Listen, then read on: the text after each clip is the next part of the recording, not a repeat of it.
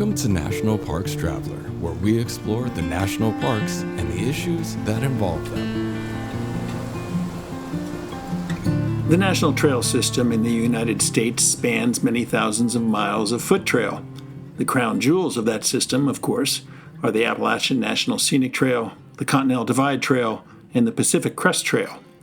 While the adventurous might look at those long trails and set their sights on hiking one end to end, not all manage to complete the journey. Many become disillusioned after days spent hiking in the rain, or because they become homesick, or because of the blisters that sprout on their feet. And some simply vanish. Today we're joined by New York Times Bestselling author Andrea Lankford to talk about her book, Trail of the Lost, The Relentless Search to Bring Home the Missing Hikers of the Pacific Crest Trail. It's an incredible story that Andrea has researched and woven together around three young men seemingly determined to go end to end on that trail. We'll be back in a minute with Andrea to discuss her book.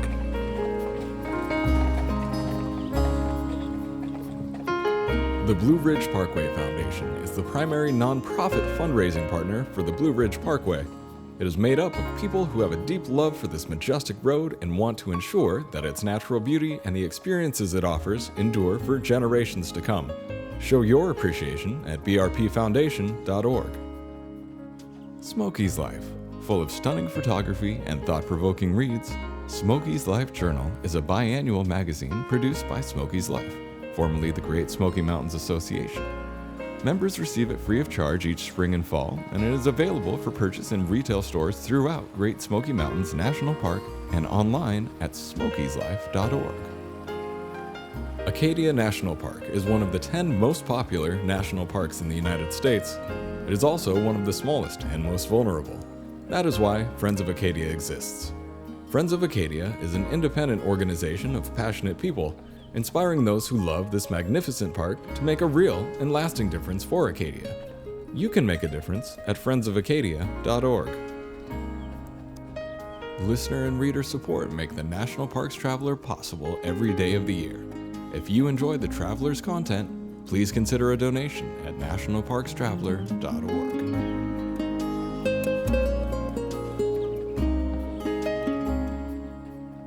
Welcome to The Traveler, Andrea. It's good to see you. Yeah, I'm really glad to be on this podcast with you, Kurt. Well, I certainly appreciate it. You know, at National Parks Traveler, we try and cover all aspects of the national parks and protected areas. And, of course, the National Scenic Trails are a big part of the national park system. I mean, I grew up in New Jersey, pretty much a stone's throw from the Appalachian Trail, and I've long wanted to hike the whole thing, and I've never quite accomplished it yet, but I'm still breathing and talking, and so I might be able to do that. And, of course, there's the Continental Divide National Scenic Trail and the Pacific Crest Trail. You came out late last year with a great new book, Trail of the Lost, The Relentless Search to Bring Home the Missing Hikers of the Pacific Crest Trail. And before we dive too deeply into that book, those three trails I just named, the Appalachian Trail, Pacific Crest Trail, Continental Divide Trail, they all have their own unique personalities, don't they? Yes, they really do. They're very different environments. You know, you got the Appalachian Mountains, the Rockies, and then the Pacific Crest Mountains. So for each of those three trails that you listed. And some of the trails are more remote than others, like the PCT is definitely more remote and rugged than the AT. And the weather's different for all three trails. They have different problems for the hikers trying to through hike them. And a through hiker, as a reminder, is somebody who's trying to backpack the entire trail in one season or 1 year. And so each of those three trails offer different challenges to the through hiker. Yeah, I mean, the AT, I mean, you literally go past towns and you can take a stroll off the trail and go into town and, you know, stay in a hotel if you want or a hostel and pick up your mail drop or whatnot. Ruggedness, how would you compare the three trails in terms of their ruggedness? Now, what's interesting is I believe the Appalachian Trail is actually, if you're just counting 1,000 feet climbed, not, the elevation of the mountain, but how much feet you've climbed. The AT is the steepest trail, interestingly enough. Really? But the Pacific Crest Trail and the CDT, the Continental Divide Trail, they reach higher altitudes. The Pacific Crest Trail goes just shy of Mount Whitney at 14,000 feet, for example. And I'm not as familiar with the Continental Divide Trail, but I believe it is on the crest of the Rockies, above 11,000 feet for many miles. That'll catch your attention if you're coming from sea level. Yes, and that is an issue with the Pacific Crest Trail, especially in the beginning when all the hikers are newbies and they're starting north from the Mexico border. They're in the desert, and then suddenly they hit a mountain called San Jacinto Mountain that goes to 11,000 feet, and it's from the desert to 11,000 feet, and these hikers aren't used to what elevation changes is going to do to them with weather, snow, the temperature. And so that is a big shock sometimes to the Pacific Crest Trail hiker in spring. Is there a distinct personality of a through hiker, and does that personality differ from trail to trail to trail? I think when the through hikers start out, their personalities aren't so distinct. It's very eclectic type of people in all sorts of ages and fitness levels and backgrounds and class. They are all, though, they're usually in a transitionary period, where they could take some time off of work or feel like they need to take time off of work. And these days, they're often, seeking something less about challenging themselves in nature. They're more seeking a redemption or a spiritual experience, a meditative experience to be in the backcountry that long. But I believe with the three trails, I think the personalities are about the same. I don't think they vary that much for each trail. And then once they're done, once a through hiker is done, then I think you have a distinct personality. This is someone who knows how to be resilient, is really grateful for indoor plumbing and heat and cold and soft, comfy beds. So I do think through hiking a trail changes you profoundly. Demographically, big age differences, big sex ratios? Yeah, these days, it was mostly men, but that ratio is narrowing and narrowing. You will see lots of women through hiking the trails now, and that includes all three of them. The age gap is pretty significant. You can go from 16 to definitely in the 60s for sure on the trail. So I think it's about all walks of life these days. Also, a lot of foreign visitors, international visitors are coming to through hike the trails. Really? I didn't know that. Any particular country? I know Death Valley seems to draw a lot of French and Germans who like to go there in August and say they got through Death Valley when it was 120, 125 degrees. Is there something similar with the hiking the trails? Not that I've noticed, a lot of Australians, but, one of the guys I write about, David O'Sullivan, he's Irish and he came from Ireland to through hike the Pacific Crest Trail.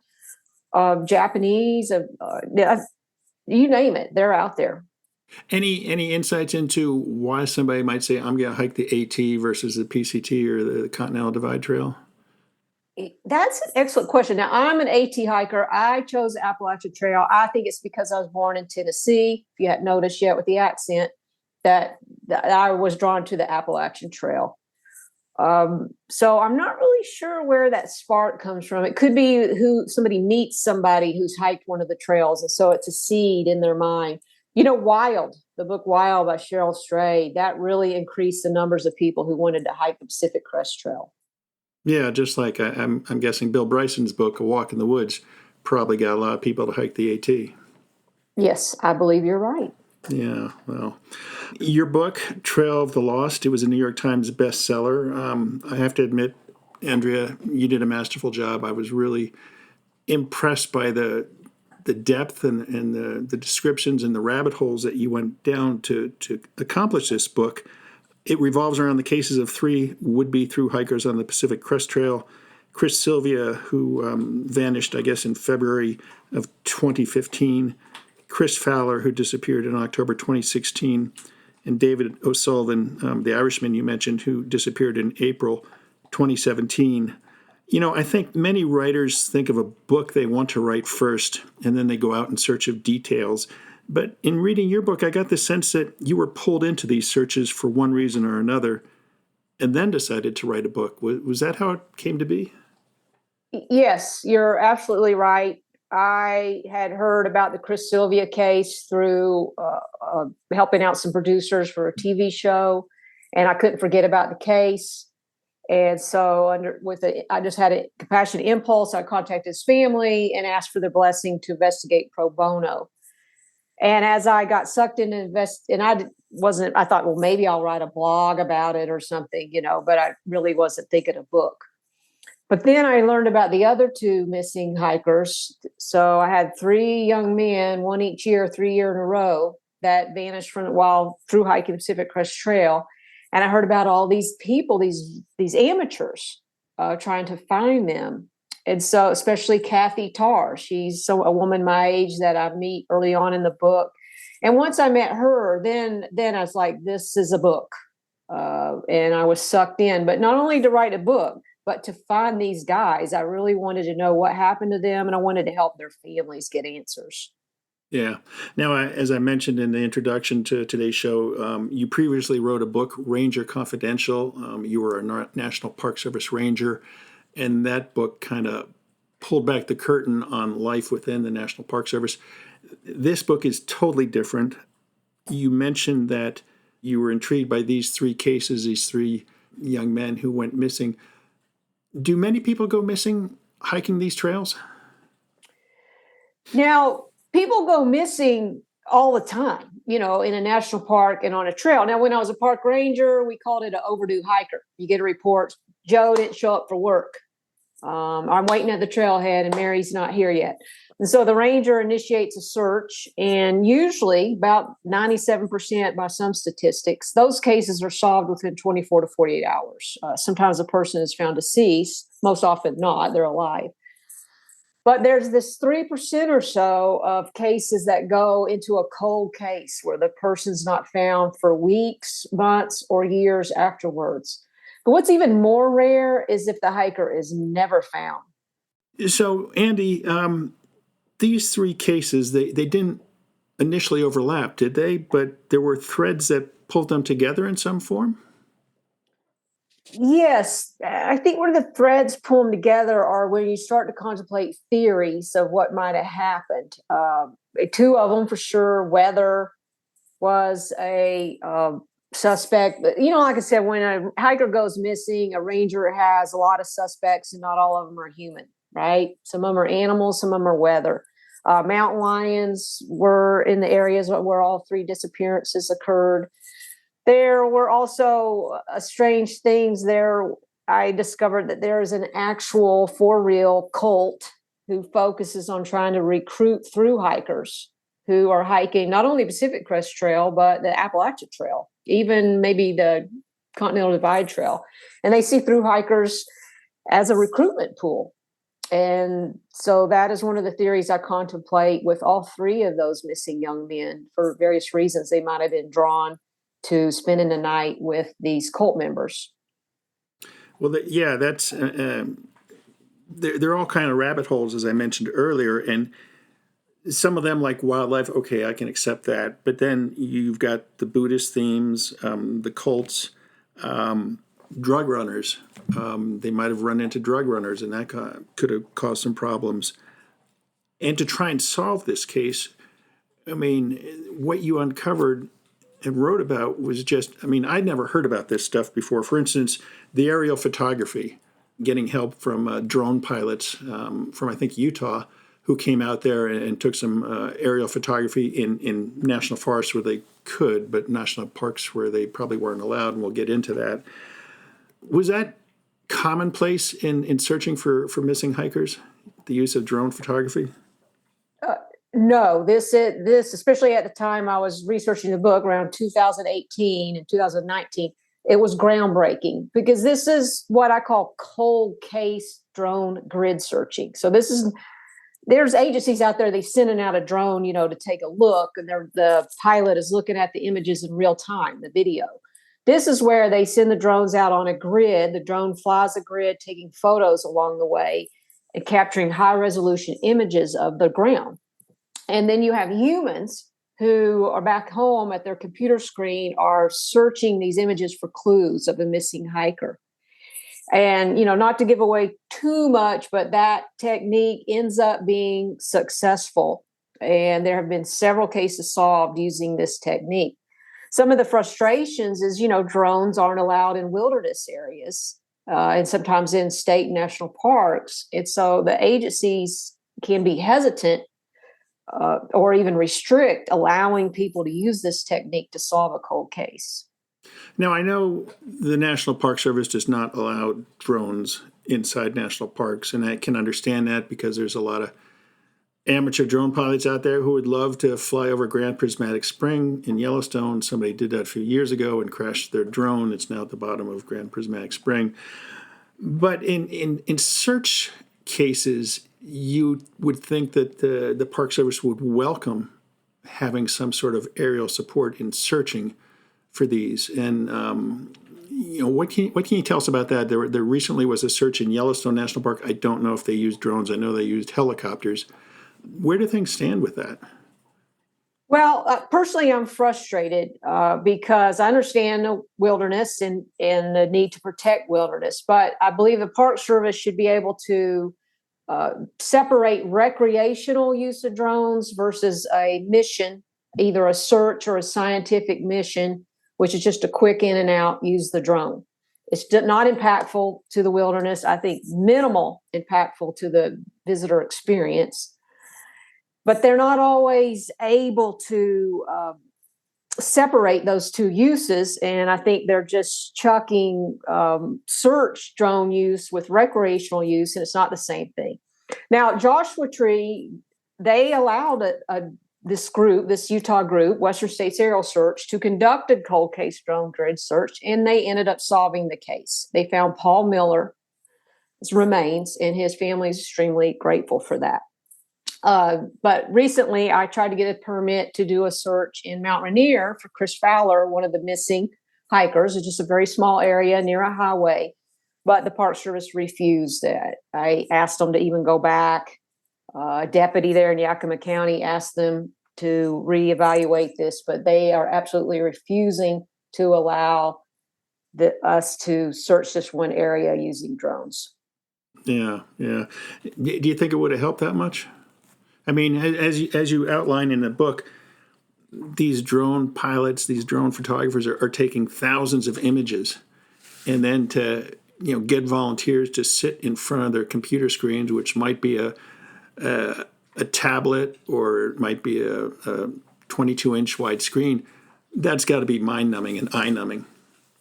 It is a lot of work for sure, but at least 6 cases have been solved this way since 2018.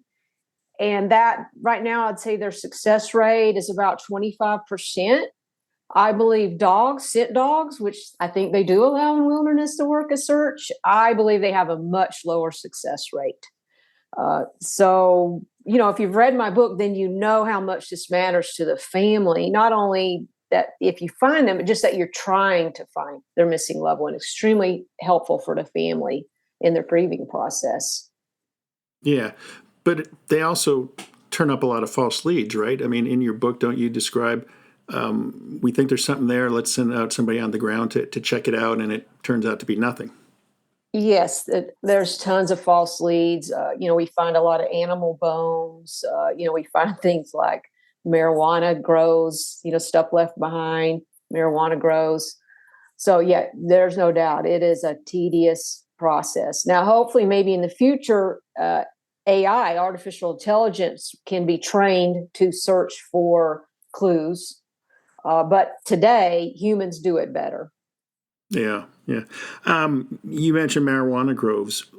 What threat do drug runners pose on these trails? I don't want to overstate it, but it is a threat because I write in the book about the suspected marijuana growers search and rescue people. They were out trying to save a Pacific Crest Trail hiker in trouble, and they encounter these men in the wilderness with guns who robbed them of their radios and told the search and rescuers to leave. And so there is a potential for violence, absolutely, from this activity. And it is, especially in Southern California, there is a lot of it out there. And the PCT goes near a lot of both legal and illegal marijuana grows. Yeah, is it primarily the PCT where you run into those issues? I mean, I'm not sure if there's any growing operations in the Appalachian Trail region, Maine to Georgia. My understanding, yes, mostly the Pacific Crest Trail is where that problem is more prevalent. Yeah, yeah. And then mountain lions. In all my life, I've only seen one mountain lion in the wild, and I was in a truck driving at nighttime. You said they're pretty common on the PCT? Yes, they're fairly commonly seen. There have been mountain lion attacks, lethal ones along the PCT, both near Mount Hood in Washington and in Southern California. As far as we know, a Pacific Crest Trail hiker has never been attacked by a mountain lion. They have met them and had some scary encounters with them. So it is a possibility, but it's not something worth overstating. Either you're more likely to have a pleasurable experience when you see wildlife on the trail than a scary one. Yeah, yeah.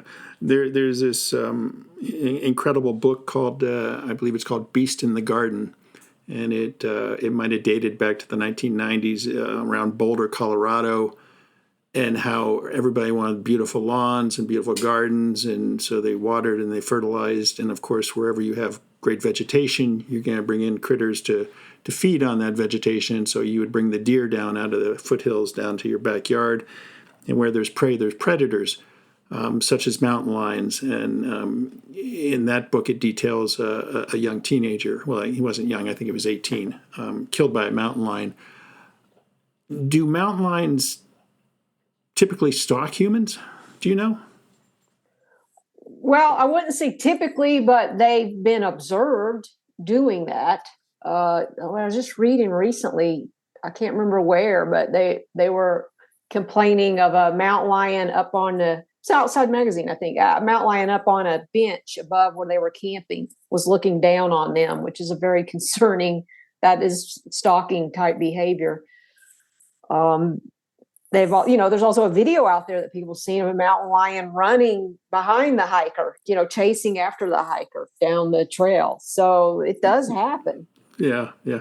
I think in Beast in the Garden, they described this one woman who, because mountain lions often come from behind, she had a wool hat or something that she knitted that had eyes on the back of it, as if she had eyes on both sides of her head to try and prevent lions from stalking her. Yeah, I've always thought that might be a good idea. One thing I like when I'm backpacking is usually your backpack covers the back of your neck, Right. So that's protective. There's been a couple of times where if I got a little spooked, I would take my trekking poles and hold them over my neck so the tips were pointing back. As protection. So yeah, I think that's kind of clever, her idea. Yeah, yeah. Never want to test it out though. I've mentioned it. You went down all these rabbit holes in the search for these three men.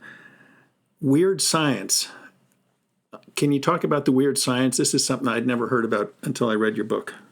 Yeah, there's a individual, Dr. Arpad Vass, who claims to have a DNA grave detection device that he could put, your mother's fingernails into it and find your DNA using this device. It's a little bit of spoiler alert, but I show that I believe that is a fancy dowsing device where he's actually dowsing for human remains. And so he became quite a problem in Trail of the Lost because he claims that he had found David O'Sullivan's DNA in a very remote and rugged area. And not to spoil it too much, but I go up there, try to rule out that lead, and bad things happen. Yes, it was very costly to you. Yes, it was. Literally and figuratively. Yes. And I knew the lead was false. The reason I was up there is that it was haunting the parents. Sure. And so let's go up there and say he is not here. just to get that off the parent's mind. And that's a problem with false leads and false witness statements. They can throw a monkey wrench into the authorities' investigation, and they're also very hard on the family members. Yeah, yeah. Is that doctor still pushing his device? He was about a year ago. I believe there's still a website up. If you Google him, I believe there's still a website where he's promoting the device. Has he worked with any federal agencies in searches? I believe in Smoky Mountains. He's worked at Smoky Mountains National Park. He's worked all over the country. Definitely with state and local authorities. Several times they've requested him, allowed him to work cases.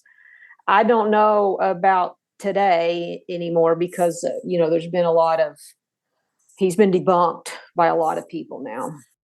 Andrea, you were aided in your search, or you joined some of the people searching for these men.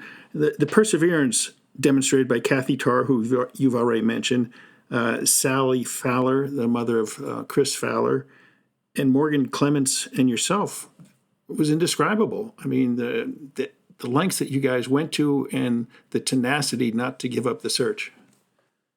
We definitely became obsessed, each in our own ways. And all three of those that you mentioned, Morgan, Sally, and Kathy, they were also a comfort. I think we were a comfort to each other as we went through this, but it was tough, going through all these false leads, hiking to all these places, encountering, people, and all what they call it. There's something they call a hope hangover. And Sally, the mother of Chris Fowler, definitely experienced that time and again, where we would get what seemed to be a very compelling lead, and it would lead to a dead end.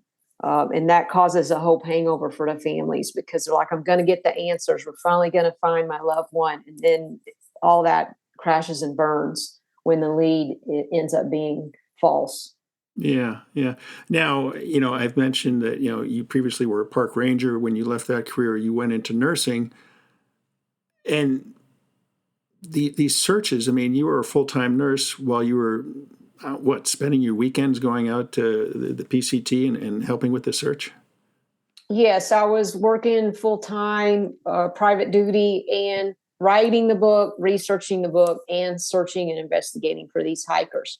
And I did that for 5 years, and now the book's come out, and I'm happy to take a break. Yeah. But along with that, I mean, Kathy Tarr was out there with you, and she wasn't getting paid, and Sally Fowler. Yes. And Morgan, he's the image squinter that searched these images. He was extremely dedicated. He solved 3 cases by searching thousands and thousands of images for clues of a missing hiker. Now, I'd like to ask you, as a former National Park Service ranger, have searches changed over the years? I mean, it seems these days that an active search, might go for a week and a half. There was just a search in a remote area of Yellowstone for a young man who failed to return from a backcountry trip. And after 11 days, that active search was scaled back to a recovery operation. Is that normal?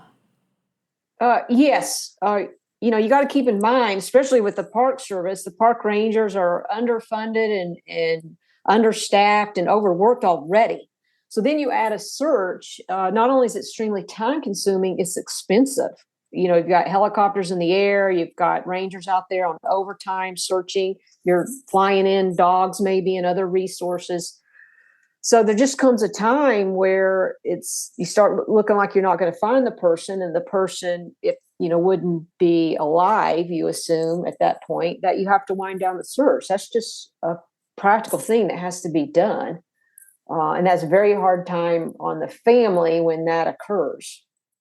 It really does. In the case of this Yellowstone search, the father is back in the park with some volunteers, and they tried to get Park Service permission to take a helicopter up over the search area, and the superintendent denied that request, largely, I believe, for logistical reasons, as well as, was the pilot certified to fly over that type of terrain. It's got to be extremely hard for both the Park Service to call off an active search as much as it is for the families to accept that. It it is hard on the rangers, as well as the family. And I don't know the specifics about the Yellowstone case, but what I would say for any rangers or search and rescue people listening to this, I do think it's valuable to get the family members up in the air safely. Of course, it has to be safely done. But when they see the area from the air, they get a better idea of how hard this is for you when they see the terrain from the air. And so I've several occasions I've seen how that's helpful for the family member to give them perspective so that they understand why this terrain is so vast and so hard to search. Yeah, and I believe you did that with Sally Fowler up in Washington State. She was able to go up in one of the search helicopters. Yes, and that helped give her perspective that she didn't have, quite as well before she had seen the area from the air. Yeah, it's got to be incredibly hard when you look at these landscapes. I mean, they're national scenic trails. They go through some breathtaking countryside, but it's also remote countryside. And as you mentioned earlier, some of these peaks go up 10, 11, 14,000 feet. They're wide swaths of landscape. There are plenty of places to get lost. If you're lost and you're seeking shelter from the rain, you might crawl into a crevice and pass away there and nobody will ever find you. Yes, it's can be extremely hard. I will say though, sometimes it still shocks me with all our technology. We have GPS locator devices, we have cell phones, we have dogs, we have drones, helicopters. That sometimes we still can't find these people. So I see why it happens, but it also surprises me when we can't find them. Yeah, back in 1969, there was I hate to use the word famous, but there was this incredible search in Great Smoky Mountains National Park for a young boy, Dennis Martin, who disappeared on Father's Day weekend. It was the first time that his family allowed him to go on a Father's Day trip up to one of the AT shelters and spend the weekend up there with the family. And he disappeared. And before the search ended, the FBI investigated it. There were more than 1,400 searchers looking through the backcountry. An estimated 70,000 linear miles were said to have been walked. And over 1,100 helicopter sorties were flown in search of the young boy. For the baby boomer generation, noted psychic Jean Dixon suggested that she know where the boy might be found. And she actually reached out to the White House offering her services. And active Army and National Guard troops on summer maneuvers joined the hunt. It was the largest to date search and rescue mission in Park Service history. It might still be the largest search and rescue mission in today's Park Service history. You had 71 Green Berets living in the mountains. Unheard of search and rescue. We don't see those types of efforts anymore. No, I don't think so. I mean, that was a kid, and I think when it's a kid, our emotions are heightened, rightfully so. But yeah, I don't think that's common anymore. Although the Chris Fowler search, I believe, was one of, if not still, one of the biggest searches in Washington County as far as resources that were devoted to it over time. Washington State. I'm sorry, Washington State. Yeah. Yeah, Washington County's in southern Utah. Yeah, exactly. Washington State. And you had trouble getting the authorities to take a serious look at some of these cases, no? Yes, that is something common with two of the cases. I write about how Sally Fowler struggled at first in Washington State to get the authorities to initiate a search for Chris Fowler. Sometimes what happens is the hot potato effect. And when it's a through hiker, that's easy to happen because they're going through several counties and states as they hike. Even on a daily basis, they might go through several counties. So it's very easy for the counties to go like a hot potato. It's not my case, it's not my case, it's not my case. And they toss it around. Finally, though, when they did commit, Sergeant Briscoe in Yakima County did an excellent job and went all out to try to find Chris Fowler once they committed to that being an open investigation. David O'Sullivan's case, also significant delay in initiating a search for him. Sylvia in San Diego County, near San Diego, Southern California, they actually worked it real hard for 5 days once they knew he was missing. But eventually they did have to call off a search because of weather and also these other issues I talked about. Any similarities between the three hikers? Yes, they were all young men, all healthy, all unmarried. They were all reading a book that 3 different books that have to do with people disappearing in some fashion. Were they all susceptible to cults, as you referred to them earlier? I don't think so, but I do think Chris Sylvia, the case I first initiated a search on, even his family says, yeah, he's the type of guy that would join a cult. So he, to me, is the one most likely to have maybe met the 12 Tribes, which is the name of the religious group there that recruits from the Pacific Crest Trail. Now, through hikers' community, which spans the country at least, if not globally, there's a lot of websites that spring up to try and find missing hikers, so to speak. In fact, you mentioned one, or I don't know if you mentioned the website, but somebody thought one of these men was down in Brazil, I believe. Yeah. Now, one thing I explore in Trail of Loss is the impact of the internet and social media on hiker culture and also on missing hiker cases. And one case in the book is a man that went missing. Well, actually, what happened is a photo pops up on Facebook of a unidentified young man in a hospital in Brazil who looks a lot like Chris Fowler. And that case is a spoiler alert, but that case ends up being a Canadian who on foot somehow got all the way from Canada to Brazil. But the case was solved thanks to Facebook. I talk about a lot of other clues that are brought to light through Facebook. Also witness statements that are proved to be false through a Facebook investigation. And so that trail culture they're talking about, they call it the Tramily, the trail family. They do get together on Facebook and warn each other of threats. You know, there's one threat in particular, if you remember, Kurt, about James Perillo, that guy on the Pacific Crest Trail. He's a serial violent kidnapper who was seeking victims while hiking the PCT.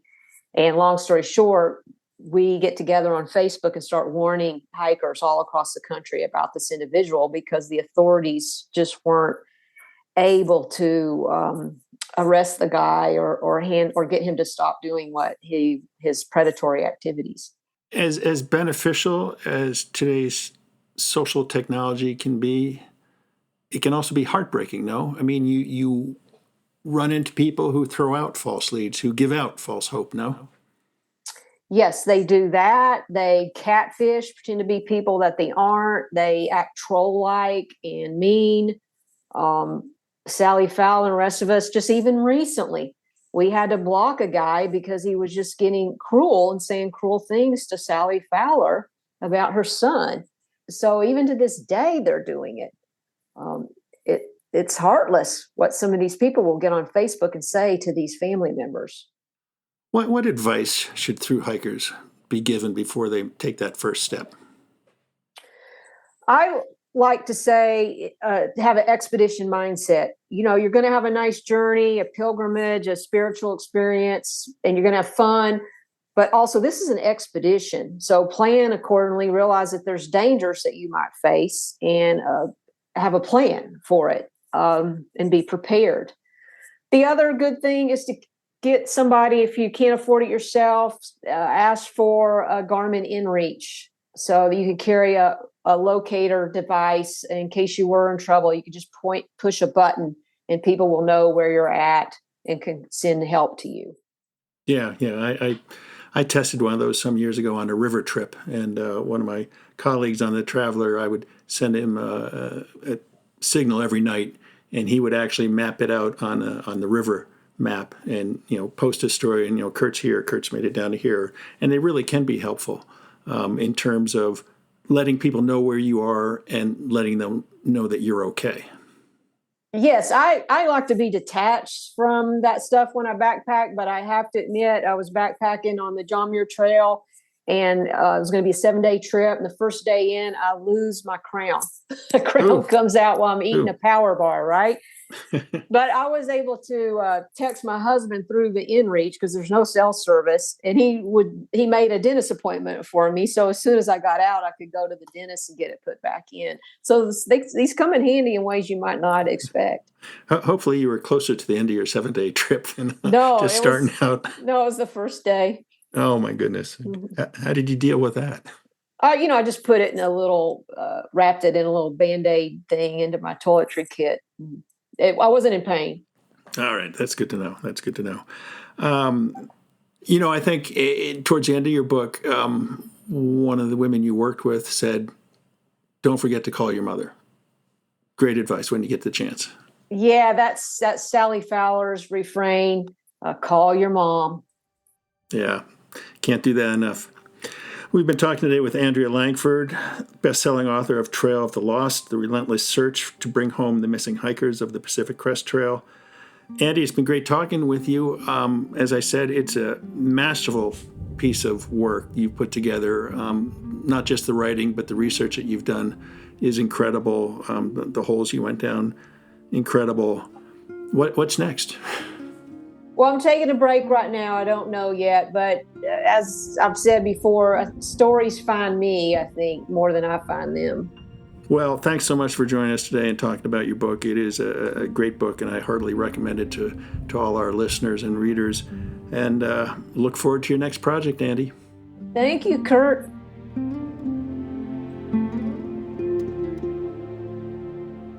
That's our show for this week. We hope you found it interesting. If you're contemplating hiking one of those 3 long-distance trails, Trail of the Lost might be an eye-opener.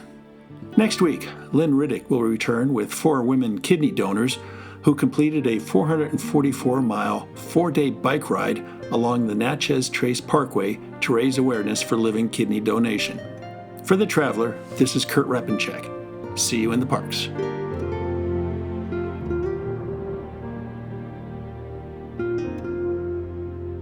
The composers and musicians at Orange Tree Productions have created a unique collection known as the National Park Series that has grown to include more than 30 CD titles.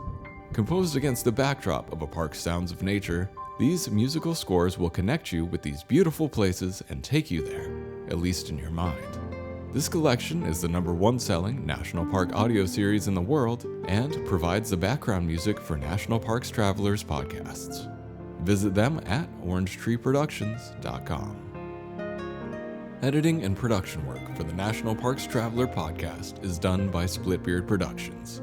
You can learn more about us at splitbeardproductions.com. National Parks Traveler is a 501c3 nonprofit media organization that provides daily editorial coverage of national parks and protected areas. Traveler's coverage is made possible by reader and listener donations. Visit us at nationalparkstraveler.org.